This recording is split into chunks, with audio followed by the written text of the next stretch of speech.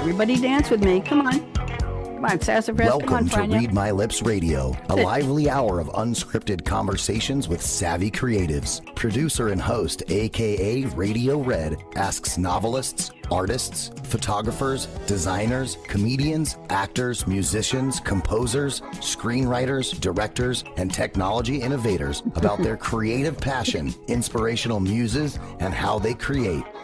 Ooh, how those lips can talk. Now, here's akaRadioRed. Thank you to the wonderful voice who introduces me and the great music. I'm Radio Red here in the house. It's Monday. Where in the world else will I be? Well, it's March 17th. Happy Green Day. We're into the green. St. Patrick's Day, wherever you are, whoever you are, whatever color the beer you're drinking is. We have one guest with beautiful green glasses, which is very much in the spirit of the moment there. I wrote on Facebook and on LinkedIn today that because I have a green screen, which is about a 10-foot screen behind me, if I wore green, I would disappear. So that's why we can't do green on the show today. But happy St. Patrick's Day to those of you who are celebrating. Now, to my guests, we haven't rehearsed this before I introduce all of you, and I have a special welcome for each of you. But I want you to make the shape of the letter L with whichever hand you are favoring there, Frania, and I'm going to get that right by the end of the hour. L and Sassafras and Marconi, we can't expect him to do this. On the count of three, I want you to join me in saying hello, LLL, just like that. 1, 2, 3. Hello. Come on. L, L, L. No. I didn't get much. Go one more. She's going to be very insulted. It's a real person. Let's go. 1, 2, 3. Hello. Come on. L, No. L, No. L. No. Kind of syncopated. Jordan, put them down for the best syncopation. Not in sync, but syncopation. That's good. LLL is lovely, lanky Laura Legs, our most loyal listener. She's been a dear friend for years. She hasn't been feeling well, but she's pretty sure she can listen today. And if she's feeling well, she will. Frania, Sassafras, and Mark, she will write me a note at 6:01 p.m. tonight, and that's Eastern time, and she will tell me what you each said on the show today. Just a little book report. She's that loyal a friend. We met at a dance class years ago. I wasn't teaching. I was taking a lesson. And so I'm wishing a good get well and have a great day to LLO. So here we are. It is March 17th. It's the 76th day of 2025 Gregorian calendar. We gave up the Julian calendar decades ago, and Gregorian did a better job with leap year, so we go with his. 289 days remaining. It's the 11th Monday, and Frania, nobody cares about that except me.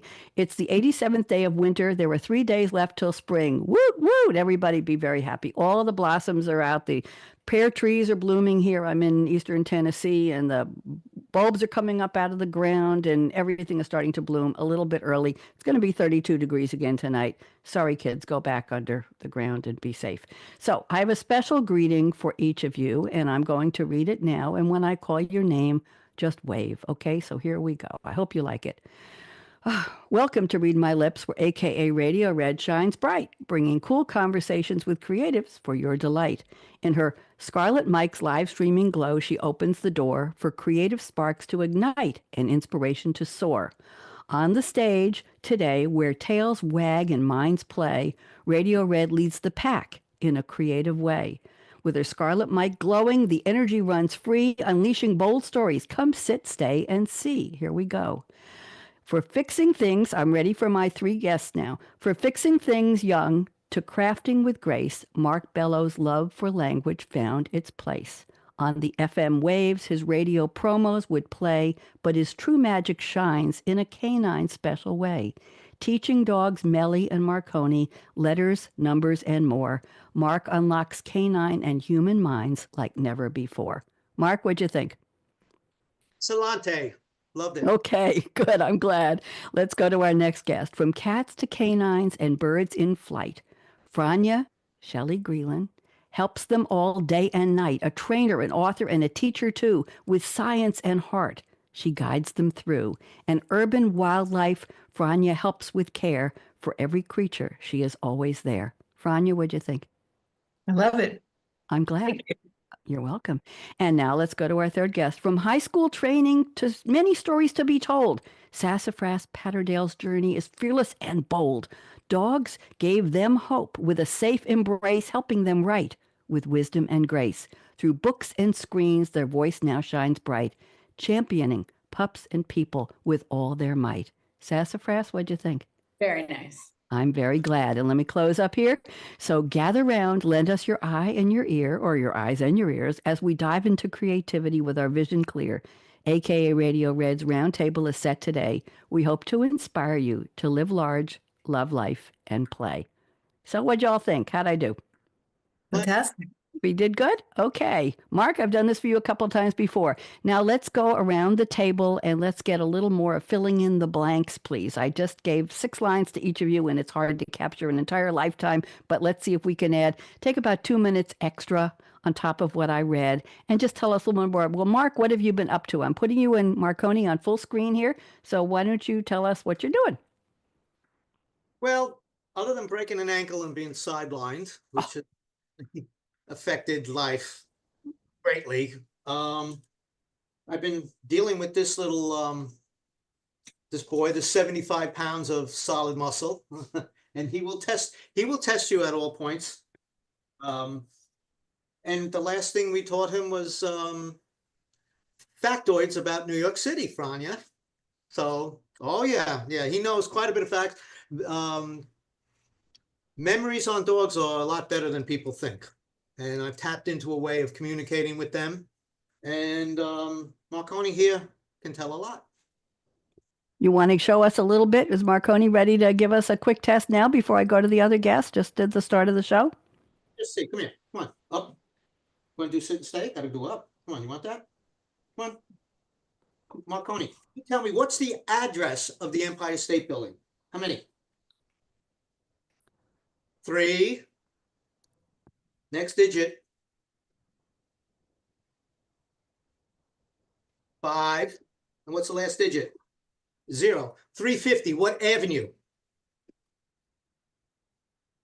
5th Avenue.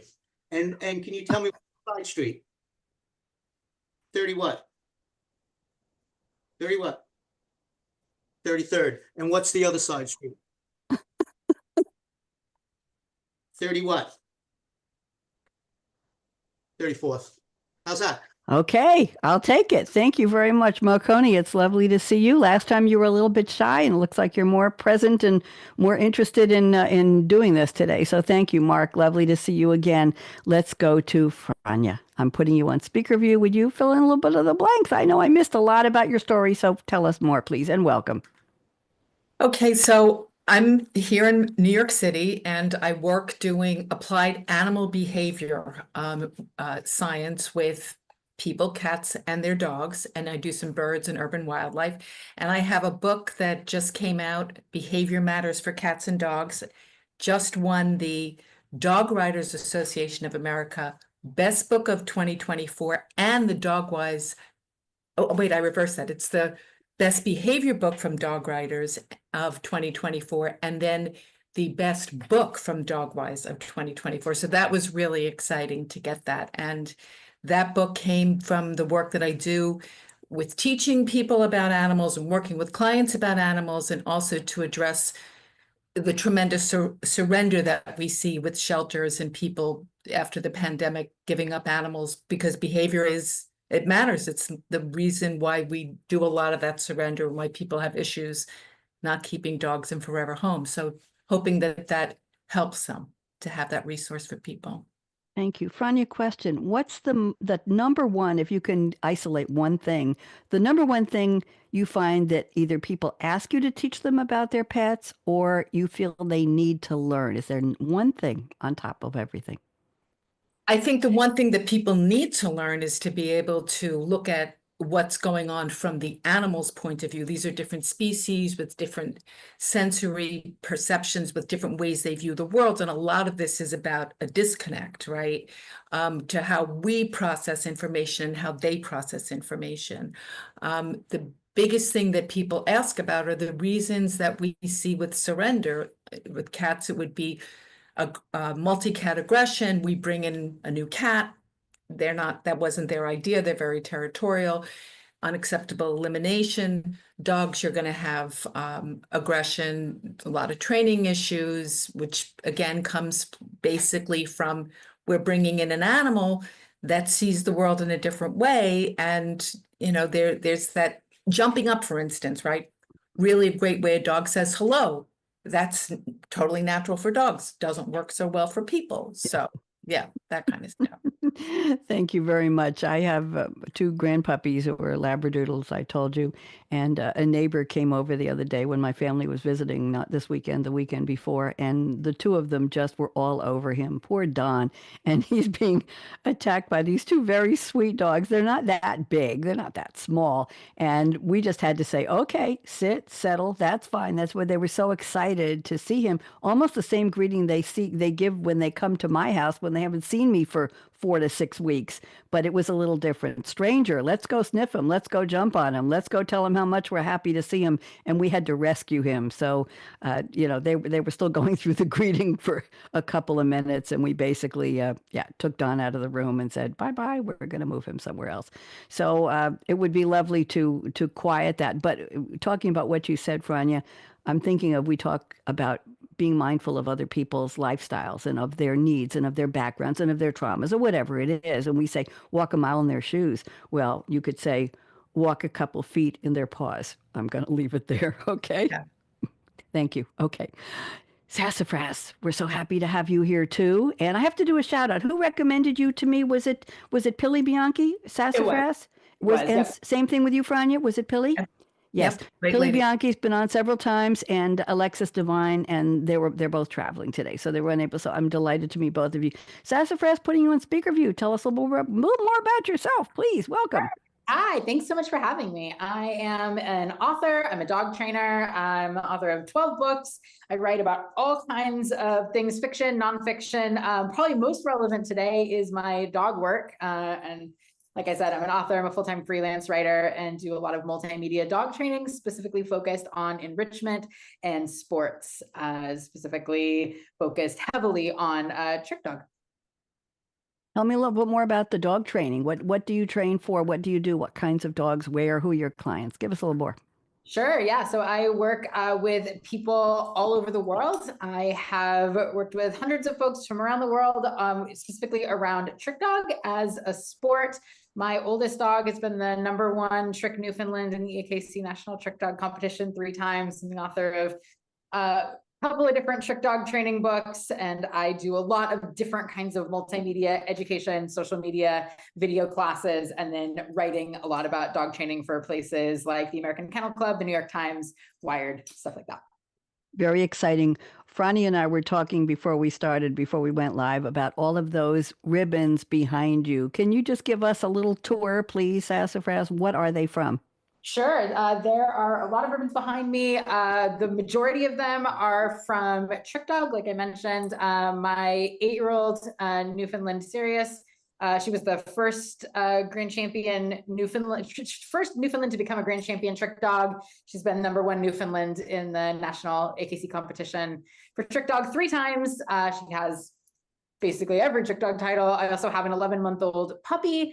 Some of these are also hers. There's also trick dog ribbons are hers. There's also rally obedience titles for both of them, or ribbons for both of them rather. Scent dog or scent work ribbons for both of them. That's. Thank you. And how do we define a trick dog? What does that mean exactly? What skills are involved, or what is a trick? Yeah, so trick dog is a competitive sport similar to any other dog sport like obedience, rally, agility.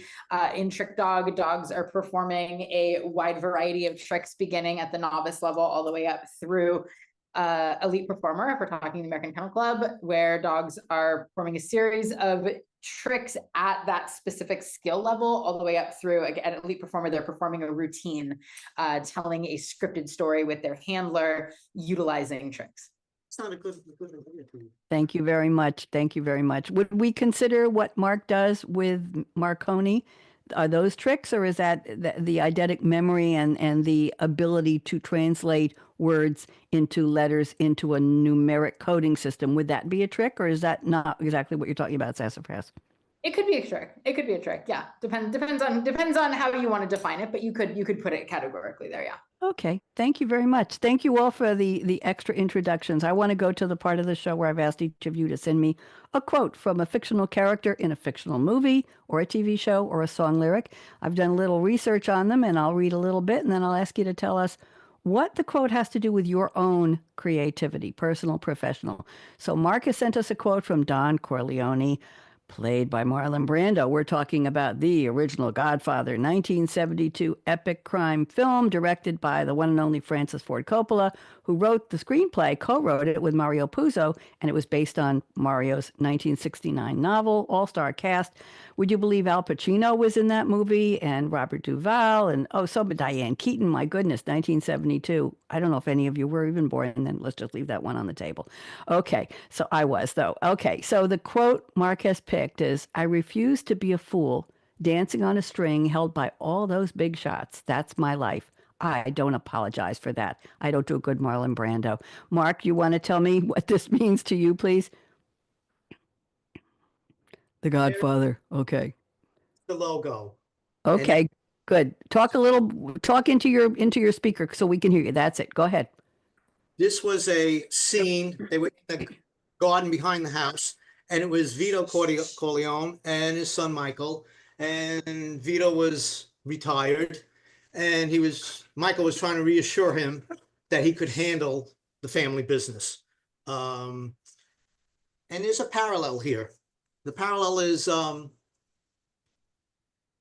being treated like a fool with these strings, okay? There's a parallel with the canine cognitive community, okay, that refuses to acknowledge what we did with Melly. And unfortunately, Melly's deceased. Mhm. We dealt with a lot of PhDs. We dealt with a lot of psychologists. There's a history that's going on here. I have notes here. Forgive me. Anyway, everything was documented. I kept all the conversations, all the emails. I even recorded telephone conversations. Universities, PhDs, PhD candidates, their staff, and the bottom line, science writers and what have you. Out of all the years, 4.5 years, I was promoting Melly's careers. Guess how many questions I was asked about Melly the Mad Dog? How many? 0. Mm-hmm. Across the board. So how do you view that? If I had to say in the last 10 years, what's the major accomplishments that came out of the canine cognitive academic community? Name one. And I have a dog here. This dog memorized this alphabet at 7 months old in a numerical code. And their refusal to even ask a question about that. I thought that was rather, well, I've given many shows with Melly and started in with him. And people are astonished that there's not even the slightest bit of interest. So how do we handle that? How do you get past that juggernaut of a barrier? Well, we've decided that the only way to do this, to get past that, is to set up the Marconi Challenge. And the way it works, $10,000 to anybody that can prove that this is a dog trick and not canine cognitive ability. $10,000, get yourself, we don't care if it's 1, 10, or 110 cameras. Set them up at all different angles. Photograph me asking this dog 10 sophisticated questions. All right. If you're saying it's a dog trick, that means this dog is being signaled or cued 10 times. Right or wrong.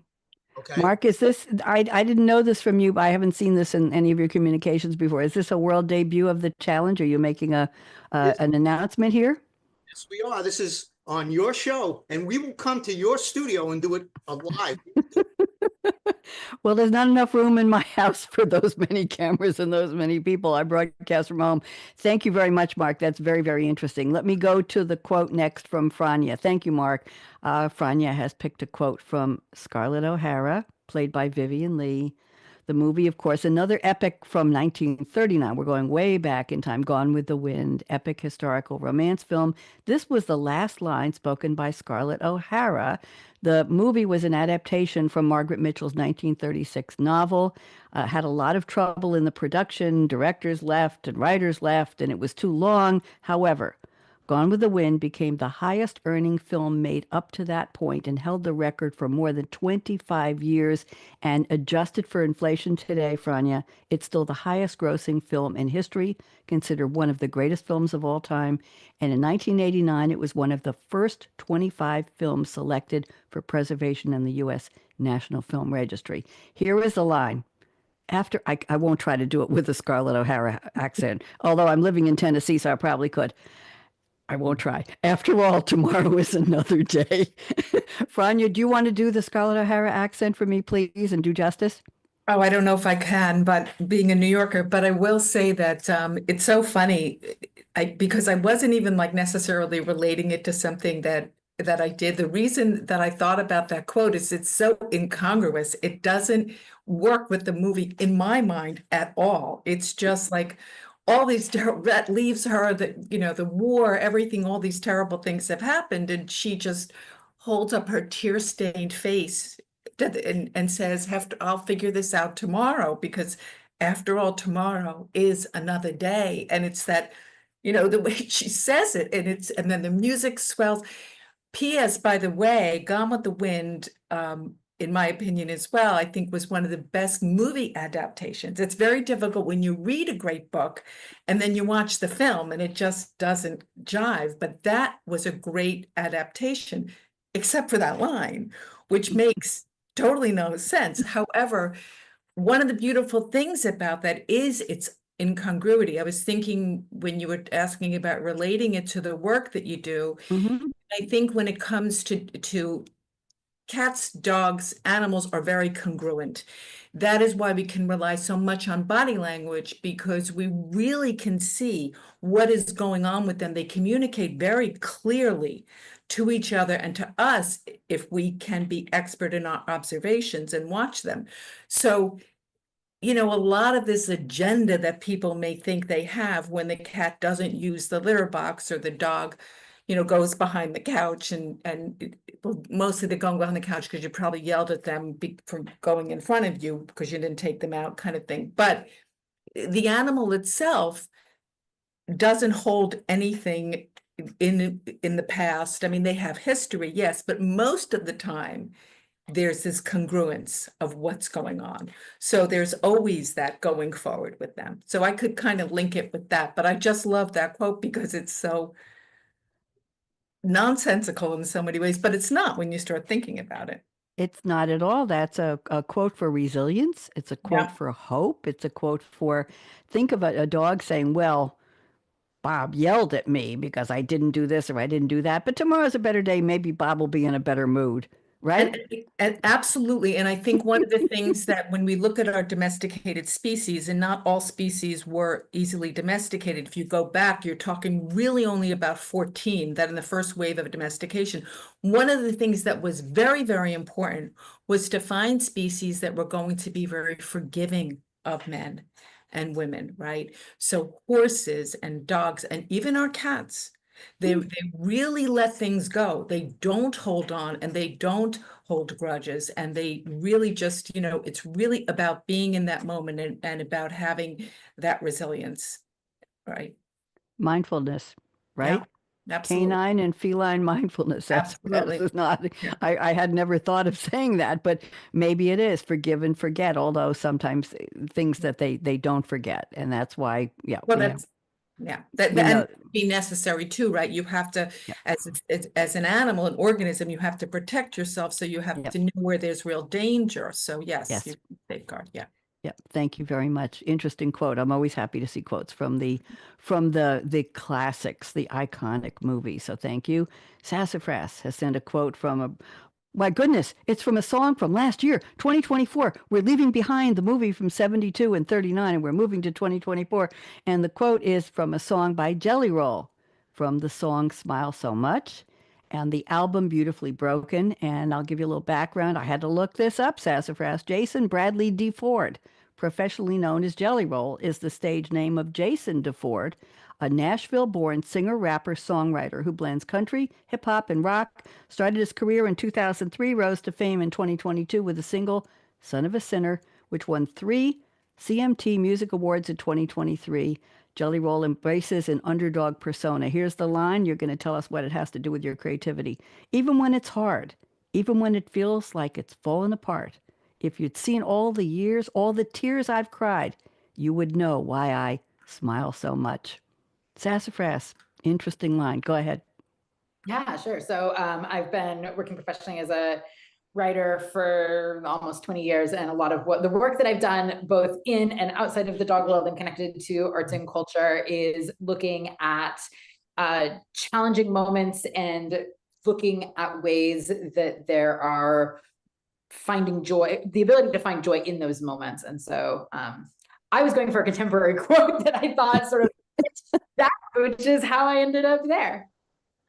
Very interesting. Tell me about Jelly Roll. Are you a fan? Are you very familiar with his music? I'm not. So I've seen him on some of the award shows, but I'm not familiar with his music. Yeah. What about the underdog persona? Does this resonate with dogs and cats too? With trick dogs? Sure, absolutely. I mean, I have had multiple careers. One of the careers that I spent a very long time doing was working with homeless youth in New York. And so I'm always a fan of anybody who is platforming marginalized communities. And I think he's done a fantastic job in his work, both as an advocate and as an artist. And so, yeah, I've followed his career for a while. And I know you were running a shelter or for LBG. Tell me, LBGTQ plus. You were running a nonprofit. Can you just give us a little background on that, please? Yeah, before I was writing full time, but also had a full-time day job, and I was a program director for a large drop-in program for LGBTQ homeless youth in New York City, and I also have done a lot of national advocacy and education work around LGBTQ youth homelessness. Do animals have any play in any part in that dealing with homelessness or dealing with people in need like that? Do you see an intersection of dog training and the companionship of pets? Absolutely. I mean, I think we also, certainly there is on a practical level, for more services in communities across the country that are meeting needs of folks who are experiencing housing instability, often whom have pets. There's a limited number of programs, both in terms of shelters as well as direct provision, things like food pantries, things like that, that are providing support in terms of pet food, low-cost veterinary, et cetera, to folks who are experiencing homelessness. So there's always intersections. If we're caring about animals, we need to also be caring about people. Thank you. That's the link I was looking for. Thank you very much. Thank you all for the quotes. I appreciate those. I always learn from the quotes. There are iconic lines from both The Godfather and from Gone with the Wind, and neither of you picked those iconic lines, and I appreciate that because it's always, the other movie that a lot of people quote, of course, is The Wizard of Oz, right? I'm afraid it's not. We're not in Kansas anymore, right, Toto? And there's a dog right in the starring in the movie. So there you go. Okay, let's go to our creativity statements. I'm going to pick one from each of you to start. Let's see how much time we have, and I have some interesting on this date in history at the end. I want to save time for. So, Mark, I'm going to go completely away from the dog experience and the training. I'm going to your statement number 3, which I thought was interesting. Mark says, how I first got involved with radio, you have an FM career, came about when I purchased a reel-to-reel recording machine, took lessons to learn how to use it, and less than 2 weeks later, composed a song and won a songwriting contest. Not bad for my first attempt. And you also did radio promos. Mark, give us a little insight into that part of your life, pre-Melly and pre-Marconi. Go ahead. Pre by quite a few years, I might add. That was a very creative period. I mean, I was very hooked into guitar and music, and getting the capability to record and multi-track, opens up a whole another world. Hanging out at the music stores with some famous musicians after a while, and starting to write, and then composing, and then performing. I had to hire a singer because my voice is not good enough to make it onto radio, but we did so. And the first experience, within 2 weeks, we won a songwriting contest. And then from there, the disc jockey was really interested in my work, and we started doing promos and ads. And was a lot of fun. It was a lot of fun. And, you've been in radio, so um, it's a lot of work also. I mean, there was a lot of 1 o'clock, 2 o'clock in the morning nights trying to finish up things. But we enjoyed it. It was a different phase of life. Very cool. I started out in radio on WGBB AM 1240. Frania, you might know this. It was the oldest AM station in New York. It's based way out on Eastern Long Island, not that far out. And their broadcast studio was in a house off of a road or way, way. It was like an hour-long trip. I was living in Great Neck at the time, and it was quite an interesting trip. And we really had an engineer who ran everything, and he had the carts, the tapes that he put in for the promos and everything. And Mark, they asked me, I was doing a show called WGBB Tonight, and I turned it into Up Close and Personal. I was speaking with a lot of authors. I was interviewing authors, and I did mostly interviews at the time. And they asked me to write PSAs for things that were going on at the station and for some of their advertisers. So I was writing brief PSAs, and that was a lot of it. It's a what was it?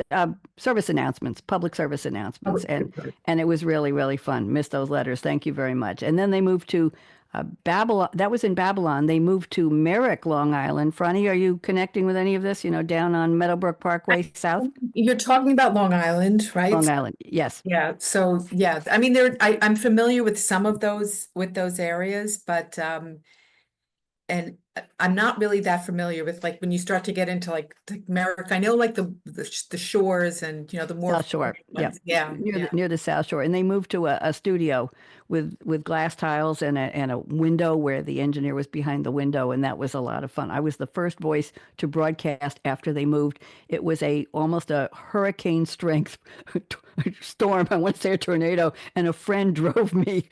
The highway had 3-inch puddles on it, and we went there, and almost nothing was set up.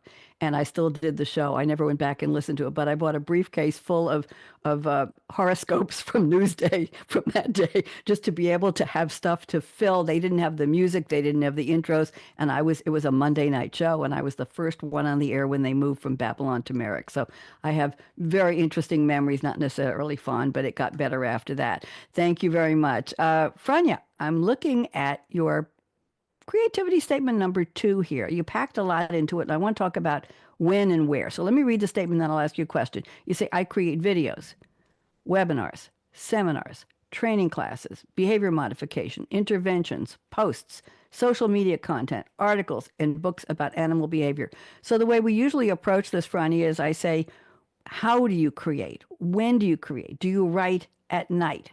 Do you write in the morning? Do you get inspiration for whatever for your books, your videos, when you see people with dogs on the street, or when you read about dogs and cats in the news? What are the influences? What are your muses, Franny, other than that it's your business? What motivates you to create a new video or write a new book? And Sassafras, I'll be saying something similar to that to you. We're looking for the how of the creativity, not just the what, but the how. What inspires you, Frania? And I think when we were going back and forth on this, the one thing I said is, when you're dealing with research and science, you really want to be careful not to get too creative, because because this is one of the real dangers in this world, is anthropomorphizing, giving human characteristics to animals. So when I talked about the unacceptable elimination or inappropriate elimination, you'll hear a lot of people will say, well, they're being vengeful, or they're angry, or they're spiteful. And it's not that at all. It's really that it could be any number of things, which you didn't take them out, or you didn't change the litter, or they're sick. Or another thought that I had, and this was my own theory, was or not necessarily, and it's based in science, is that there are all kinds of pheromones and chemical signals that are in urine and feces that mean way different things. That's dogs need to sniff, and they're sniffing for a reason, to read the P-mail kind of thing. So I thought, you know what, if this is going on, this is an SOS. This is actually somebody saying, I'm really upset about something, more so with cats than with dogs when you see that. And so for me, the fascination is really, I'm going to use that word instead of, or it's linked with creativity, comes from really trying to figure out where what is being communicated by these species that are different than us in the way that they're experiencing the world. We're visual. We see the world through our own eyes. And that's our number one sense. But for a dog, it's olfaction. For a cat, it's hearing and then sense. So birds, right? I mean, they've got vision. They can see ultraviolet. So when you deal with all these different worlds, how to put that together so we can even relate to it. And so I really wanted to learn about this in a very deep way. And that's why I went back to graduate school to figure that stuff out, not just what I think, not that you couldn't observe, because observation is the first process in the scientific experiment. You have to look, and you really have to look objectively. So I think for myself, it was really about that. I can walk down the street and I can see people, doing things that they shouldn't do, not letting the dog sniff, pulling them along, not because they're on their phone or they think it's disgusting that the dog wants to sniff another dog's butt, which has nothing to do with anything except just who are you kind of a thing. So I don't know if I'm answering that, but I'm trying to come to what would inspire me would be the wonder of what is going on with these animals and how to decipher it and how to then make it applicable so that those would other people, including myself, could be able to more fully understand and then live with our animals in a better way. Thank you. And I'm going to put a creativity frame around everything to be able to say, I want to create a video. I want to create a webinar and a seminar. I want to post social media content. I want to write articles and books. You had to have the mindset that I am a person who can create this content. Yes. That to me that's your creativity. Not everybody would say, oh, well, I'm working with dogs and cats and birds, and I think I'll write an article and a book. Well, hello, you have to have an inspiration and a sense that you can write it or that you can figure out how to write it and make it something that will be informative, inspirational, that people will want to read. And an intervention, that sounds very creative to me. That's a way to get around a blockage or a stop or a barrier or something like that. So I would say you are super creative because you created a webinar. Not everybody would have done that, Frania. You created videos. That's not easy to do. So I'm saying that there's a wrapper of creativity by the fact to me that you decided to do all of this. That's your creativity. Does that help? That definitely helps. And I would say, I think the most creative aspect of this comes really from the communication with the humans. How can I best communicate it to you so that there you go. It's understandable, so that that's it's something that you can apply yourself, because I don't get to do the applying, right? Yep, that's right. Yeah, that's right. That's what I was looking for. So there is all the science and all of the things that you talked about are great, but you had the creativity to say, I think I'll do this many things to communicate my knowledge to that many people in the way that I think they will want to hear and that might help them. That's your creativity. Okay. Okay, great. There you go. Thank you very much for working with me on that. It's a concept a lot of people don't get. And I just attended the National Publicity Summit. I've been doing this for about 10 years, and I booked 38 people last Tuesday night to fill the next couple months of shows. And I meet a lot of professionals in all walks of life, and they come on the show and they say, Red, nobody has ever told me I was creative. I said, but you have a business, you have a career, you have an office, you wrote a book, you sang a song, you cook, you dress, you're creating your life. And so it's breaking news for a lot of people. So there we go. Thank you. Sassafras, I'm looking at your statement number 1. I like this, and I'm going to read a tiny bit of number 3 to go with it. So you say, creativity is core to who I am as a person. Intriguing. I believe everyone has a story to tell.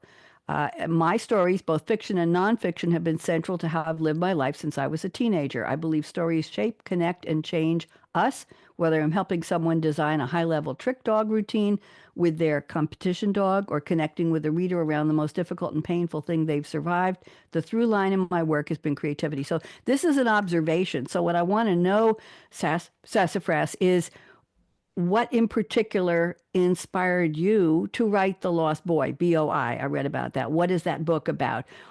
How did you write 12 books and do everything else that you do and design tricks? Let's go with the trick design. One day you woke up and you said, I think I'm going to design tricks for dogs and they're going to win competitions. What was the muse, Sassafras? What was the inspiration that said, I can do this and I can help dogs win prizes and all these thousands of ribbons behind me? So tell us a little bit about that. That's what I want to know. Okay. Sure. I think I'm somebody who finds inspiration kind of every day, everywhere. If I could completely not sleep, I could probably do more.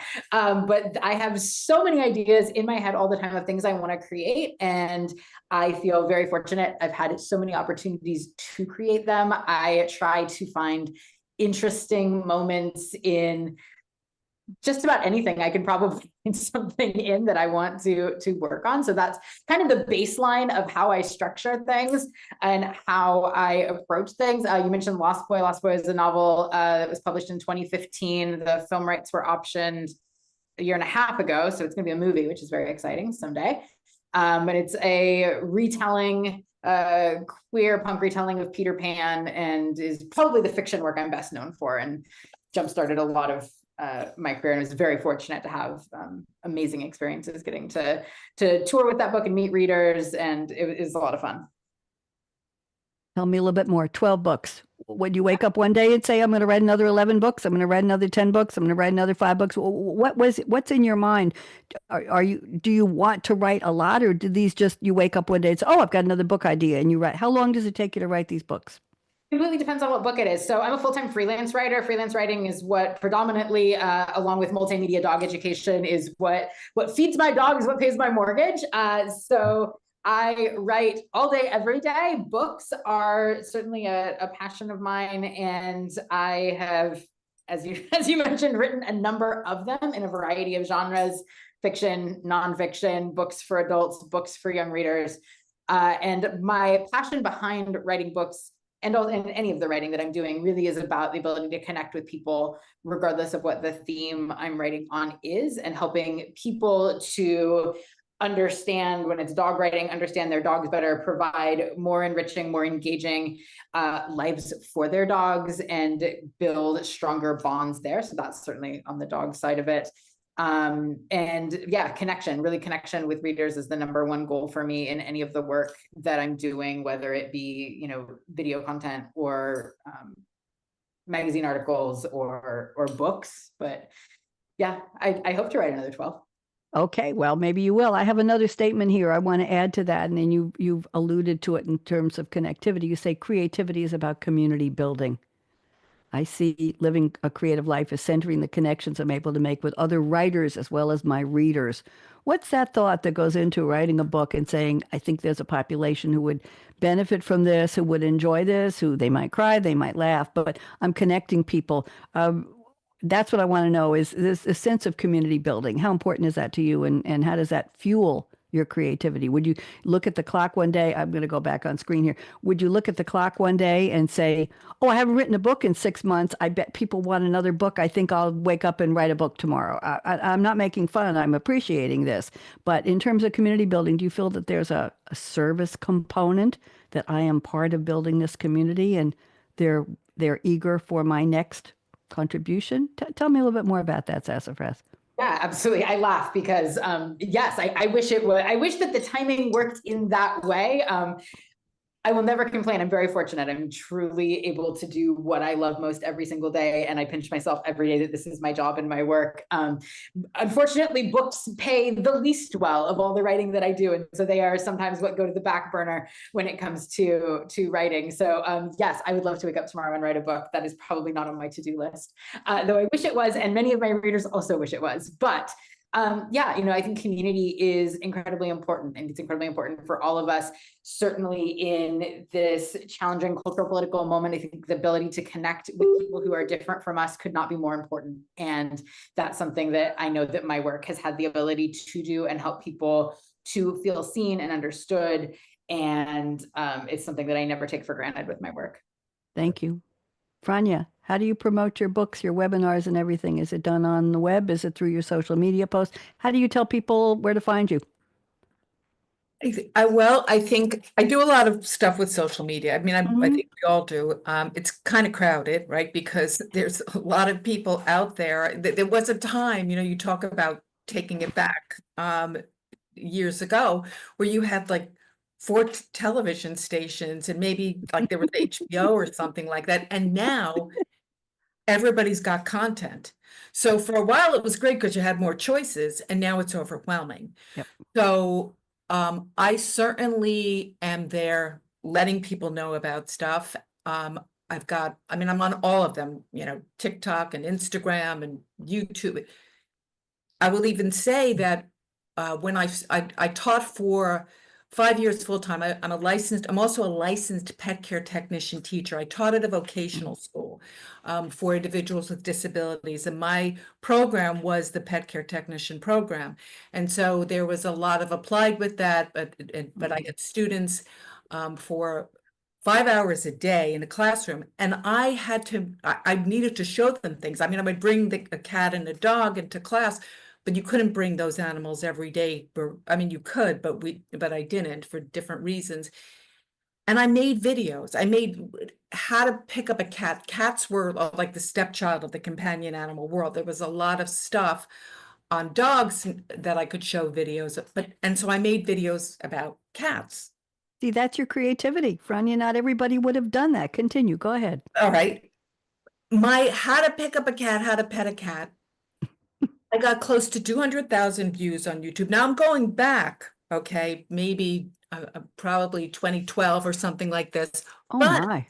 But how to pet a dog, of course, that got less than 10, because everybody thought that they knew how to pet the dog. Dogs might not agree, but anyway, so I would sit there and I would make this content to be able to work for work.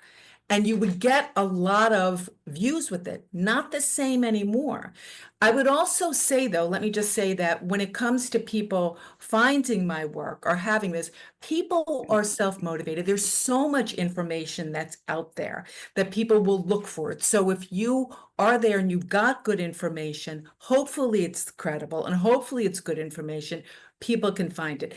I'm here to fulfill a need for people, right? It's something that you're looking for. How do I get my cat or my dog to do this thing? Hopefully it's also because they're fascinated too about the animal. But a lot of it is that the person's looking for you. Thank you very much. Sassafras, do you use a lot of social as well? Yeah, I do. I think that it's a fantastic way to connect with people, and I'm much less interested in numbers of views. I've been very fortunate in my social media, that it has been very successful and a part of my business. But I think the thing that I love most about it, and have always loved most about it, is the ability that it gives for me to be able to connect with folks around the world who are looking for that connection, who are looking for a shared experience, regardless of what part of my work it is. And it's just been a fantastic ability to make connections from folks who might otherwise feel disconnected and disenfranchised. Thank you. Mark, do you use social media a lot to talk about Marconi? Just started with Marconi. I kept them close to the vest because of what happened with Melly and the interactions I got there. By the way, this is brand new as of today. If anybody wants to get involved with the Okay. Marconi, the math dog at Gmail. I'm going to go to some closing quotes, and I have we have a few more minutes. Mark, maybe we'll have time for one more thing from Marconi, but I want to read some quotes too. You've probably heard these before. These are quotes I've collected over the years. I think you'll appreciate these. This is from Rapunzel, voiced by Mandy Moore in the 2010 3D computer animated musical adventure fantasy comedy film. Is that a lot of genres strung together? And Sassafras is not a single hyphen in those. They're all just standalone.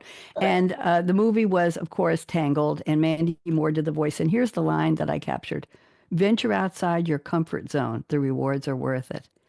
Perhaps, maybe. I think we can all relate to that. Here's another one from the Rolling Stones, 1969. You'll know this. You can't always get what you want, but if you try, sometimes you'll get what you need.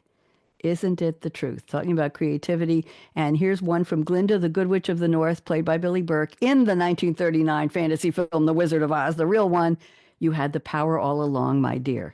And I think that's where the roots of all of our creativity comes from. We had that power. You got to figure it out and do something with it and be proud of it. That's what I think. So let me read some interesting factoids for you. You might not know all of these. One or two of you might recognize these. In 1955, on this day in history, March 17th, music history, Sarah Vaughan recorded the song Whatever Lola Wants. Does anybody remember that? Whatever Lola Wants. I wrote a musical, not a musical, a romantic comedy play that I produced in my TV studio on Long Island, Frania, and it was called Whatever Lola. About three friends, and one of them was turning 55. I call it the age of the Long Island Expressway speed limit, and they were trying to get her to go on a dating app. It was a really cute play.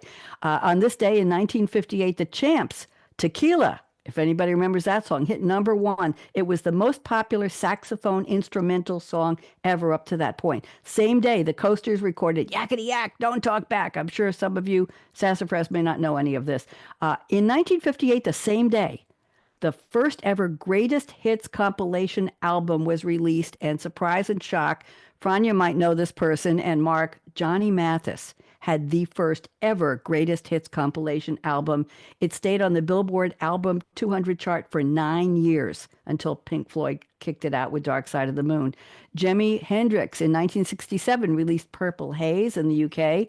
In 1968, the Bee Gees appeared on the Ed Sullivan Show, their first appearance on American TV. And let's do one more here. On St. Patrick's Day in 2020, it was in COVID, and Dropkick Murphys live streamed a free concert from an empty place in Boston. Other acts started using live streaming to perform for their fans also during the shutdown. And in 2023, Taylor Swift launched her 3-hour, 10-act Eras tour in Arizona. There you go. Now, celebrities. John Sebastian. Anybody remember the Loving Spoonful? Ronnie, remember them? And yeah, what a day for a daydream. I try not to sing. John Sebastian was the co-founder of Loving Spoonful. He's 81 today. Patty Boyd. She married not only George Harrison, she married Eric Clapton. What a gal. She is 81. She's an English model and photographer and actress. Kurt Russell. You all know Kurt Russell and Goldie Hawn. Kurt Russell was a child star. He's 74 today. Rob Lowe. Everybody knows Rob Lowe from the Hollywood Brat Pack and all kinds of movies. He's 61. What? Mia Hamm, the soccer player, U.S. forward in the women's soccer team, Olympic gold medal. She's 53. Hozier, the Irish blues and vocalist known for Take Me to the Church, 34 today. And Katie Ledecky, the freestyle swimmer who won an 800-meter gold at the 2012 London Olympics, broke the U.S. record. She's 28 today. Nat King Cole was born this day in 1919. And here, this is for all of you. On YouTube today, we have a birthday for Zeph Plays, Zephplayz, one word. He is 27. Why am I telling you this? Because he has 2.1 million subscribers, Frania and Sassafras and Mark. He's a YouTube gamer who focuses on Minecraft and Roblox. We also have on YouTube Jay Swingler, 30 years old. He creates videos with weird and random content. He put on a post on Facebook, said, who wants to make insane videos with me? And his friend said, that sounds sick, I'll do it. He started on YouTube when he was 12, and he has 6 million subscribers. Then on TikTok, we're celebrating Whispering Willow ASMR. She's 27. She has 100 million likes and 2.4 million followers. And you all know what ASMR is, correct? Yes? That's you make noise into the microphone, Mark, and people listen. Connor Rice is 28, 1.4 million followers, and has one video with 9 million views. And then we have Pat D. Lucky is 34, and he's a comedian on Instagram. He only has 2.4 million views. Today's St. Patrick's Day, almost done. Corned beef and cabbage day. It's Act Happy Day and Welderly Day. I'll leave that one alone. It's American Chocolate Week. Yes. It's National Bubble Week, as in blowing bubbles. It's International Teach Music Week. It's National Fragrance Week. I like my perfume. And it's National Noodle Month. Peanuts, celery, exotic winter fruits, leeks, green onions, frozen food, berries, cherries, caffeine awareness. And it's March Madness and Umbrella Month and Read an Ebook Month. Okay. Stick around, everybody. We're going to end on time, and I'm going to play the music in a minute, but I want to do my closing here. How much time do I have? Jordan, I've got 2 minutes. Okay, here we go. I had at the end of my shows in 2014, I had something called the Top 10 Tips for Women. It was funny. And the first one, I found it and I use it on the show today. Hope nobody's offended. Aspire to be Barbie. The biatch has everything. Okay, I brought that one along from 2014, and that was way before the movie. So here we go. Life is short. Break the rules. Yep. Forgive quickly. I don't forgive as quickly as a dog does, but what can I say? Kiss slowly. Definitely. Love truly. Laugh uncontrollably. Everybody join me in a laugh. Come on. 1, 2, 3. This is not a very noisy crowd. I got some grimaces there. Okay. Never regret anything that made you smile. Final words. Work like you don't need the money. Dance like no one's watching. Sing like nobody's listening.